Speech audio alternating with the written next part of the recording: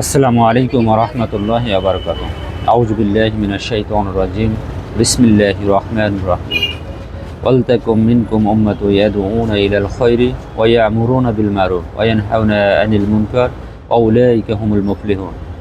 আল্লাহ সুবহানাহু ওয়া তাআলা বলেন, তোমাদের মধ্যে এমন একটি দল থাকা উচিত যারা মানুষকে কল্যাণের দিকে ডাকবে, সৎ কাজের নির্দেশ দিবে এবং অন্যায় ও সৎ কর্ম থেকে নিষেধ করবে, আর এ সকল মানুষই হবে সফল কাম।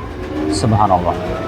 আসলে এই আয়াতের বাস্তবায়ন আমাদের সমাজে কতটুকু আমরা করতে পেরেছি, আমাদের সমাজে আদৌ এরকম একটি দল আমরা গঠন করতে পেরেছি কিনা, বা একটি সংগঠন তৈরি করতে পেরেছি কিনা যারা অন্যায়ের প্রতিবাদ করবে এবং মানুষকে অন্যায়ের অসৎ কর্ম থেকে নিষেধ করবে, সৎ কাজের নির্দেশ দেবে।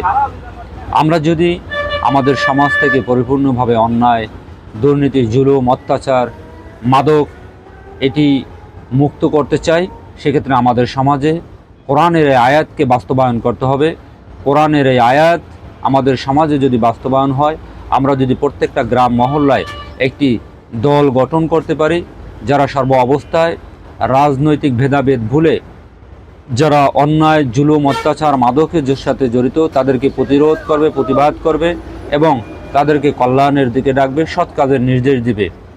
আমরা যদি আমাদের সমাজ থেকে মাদক মুক্ত করতে চাই, আমাদের সমাজ থেকে দুর্নীতি মুক্ত করতে চাই, সেক্ষেত্রে আমাদেরকে অবশ্যই আল্লাহ সুবহানাহু ওয়া তাআলার এই আয়াতকে আমাদের সমাজে বাস্তবায়ন করতে হবে।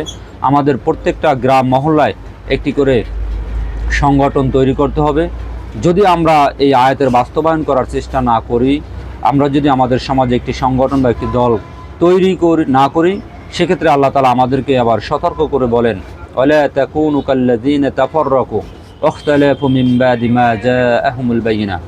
আর তোমরা তাদের মতো হয়ো না যারা সুস্পষ্ট নিদর্শন আসার পরও বিভিন্ন দলে বিভক্ত হয়েছে এবং নিজেদের মধ্যে মতান্তর তৈরি করেছে, মতান্তর সৃষ্টি করেছে। উলাইকা লাহুম আযাবুন আযীম। এদের জন্য রয়েছে লাঞ্ছনাদায়ক কঠিন শাস্তি। আল্লাহু আকবার।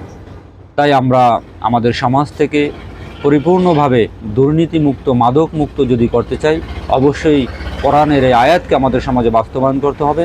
আমাদের সমাজে এমন একটি দল, এমন একটি সংগঠন তৈরি করতে হবে যারা সর্ব অবস্থায় মানুষের বিপদে আপদে ঝাঁপিয়ে পড়বে এবং নিরীহ মানুষের প্রতি যদি কেউ জুলুম করে, অন্যায় করে, অবিচার করে, তাদেরকে প্রতিরোধ করতে হবে, প্রতিবাদ করতে হবে।